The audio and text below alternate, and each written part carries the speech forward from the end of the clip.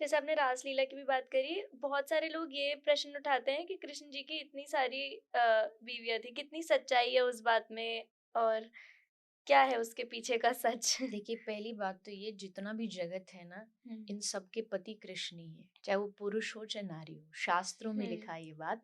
हुँ, कृष्ण कौन है? जगतपति। हुँ, वो जगतपति है।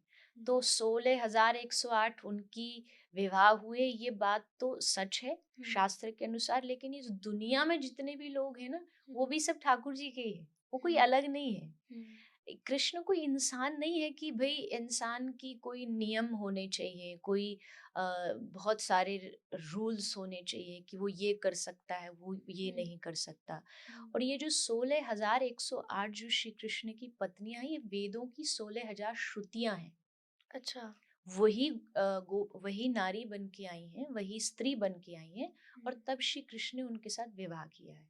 हुँ, और अगर आप भागवत भी पढ़ेंगे, हुँ, तो ये 16,000 जो कृष्ण की रानियां हैं, इसको एक दैत्य था नरकासुर, ओके।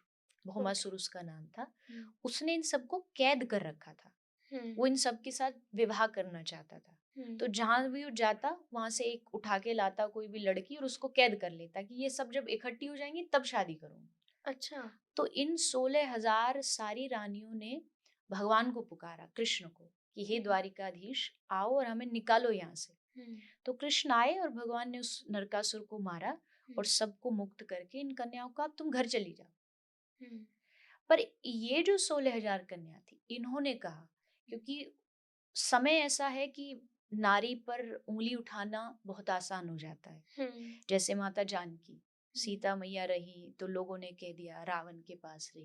हुँ, तो 16,000 रानियों ने कहा कि कृष्ण, अगर हम घर जाएंगी तो क्या आपको लगता है घर वाले हमको एक्सेप्ट करेंगे? हुँ, वो तुरंत बोलेंगे इतने दिन उस दैत्य के पास रही ना, हमारी शादी होने वाली, कहीं कोई पुरुष हमको स्वीकार नहीं करेगा। तो इसका मतलब हम अनाथ हैं। हुँ, लेकिन हमने सुना है इस दुनिया में, खासकर जिसका जन्म भारत में, वो कभी अनाथ नहीं हो सकता, क्योंकि यहाँ साक्षात जगन्नाथ है, हुँ, द्वारिका नाथ है, वो सबके नाथ है। हुँ, तो हम चाहती हैं आप हमें रखो। अब नेक्स्ट क्वेश्चन आया, कृष्ण ने सोचा इनको कैसे रखूं? हुँ, अगर इनको रख लेता हूँ, तब भी लोग बातें बनाएंगे कि भाई कृष्ण ने इन सब रानियों को दासी बना लिया। हुँ, तो कृष्ण ने कहा नहीं, इनको समाज में, सोसाइटी में सम्मान मिलना चाहिए।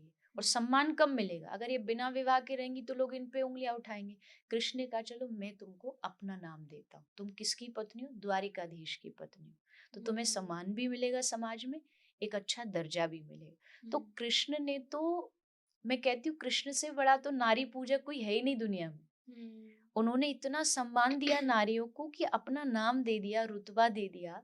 हुँ, तो पहली बात तो कृष्ण की लीलाओं पर उंगली उठाने से पहले मुझे लगता है पूरी बैक स्टोरी जान लेनी चाहिए। हुँ, क्यों किया? राइट। उसका रीज़न क्या है? हुँ, कौन थी ये रानियाँ? हुँ, तो फिर आप समझ पाओगे कि कृष्ण की ये सब जो लीला है, इसमें कुछ ना कुछ रहस्य है।